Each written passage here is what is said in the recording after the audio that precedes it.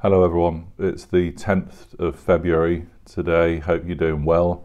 It's nice and snowy, and that changes the look of things nicely, doesn't it? Considering how dreary it's been prior to that. I'm thankful for a bit of light and increasing light day by day. It's always a good thing. I don't know about you, but my experience really during January and this early part of February, in terms of examining how I feel, is that I feel a bit stir crazy. Really, I feel a bit like this is just too much to just be so limited. I'm feeling a bit bored. Even though there's lots of things to do, it feels like the variety is so cut down, and the inability to interact with other people on a physical and social level is so limited.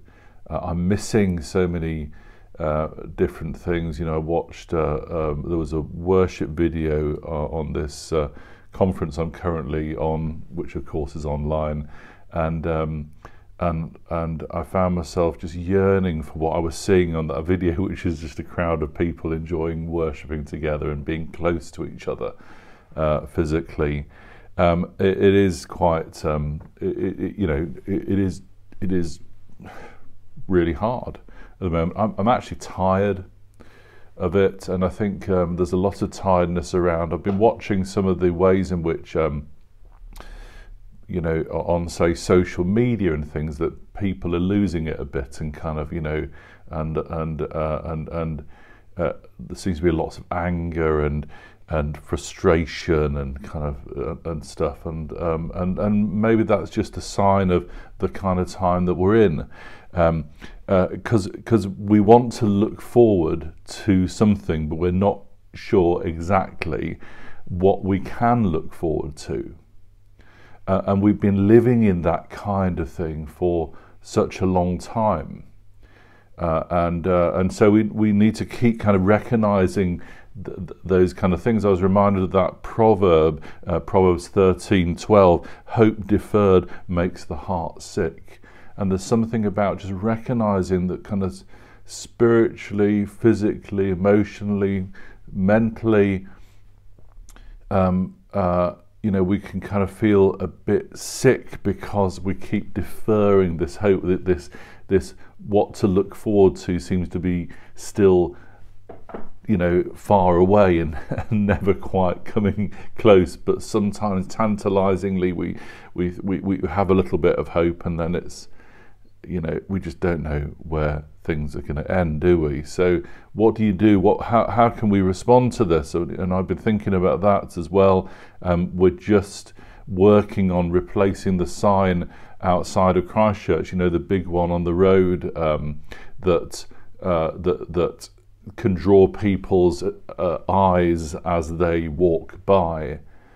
And we had a lovely Christmas one on there, still up until we replace it with this one, and we're looking at that verse from Isaiah 40, about those who hope in the Lord will renew their strength, and something about that kind of phrase we've been using that I think Gavin Calver gave us, which was hope has a name, and his name is Jesus. And there's something about reminding people of the hope they have. What does Isaiah 40 say, 29 to 31?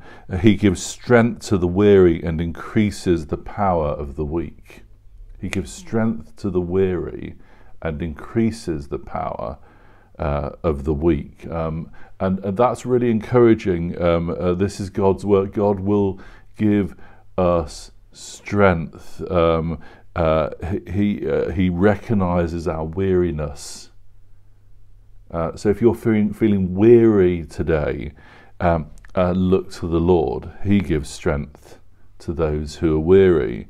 He increases the power of the weak. Look at your weakness, and recognize that God sees your weakness, and He increases your power to live today, power to be able to go forward. What else does it say? But those who hope in the Lord will renew their strength. Those who hope in the Lord will renew their strength. I love the emphasis there. It's will renew their strength. And there's something about this at work in us as we recognise that our hope is being deferred and we feel a bit kind of sick of all that. Just putting our hope in the Lord means that we get into a place of renewal. And that place where where our strength is renewed because we are putting our hope in Him. And I want to encourage you with that today. Just recognise the time that we're in. Yes, we know that things will lift and things will change. In the meantime, we need to hope in the Lord, because in hoping in Him we will find renewed strength.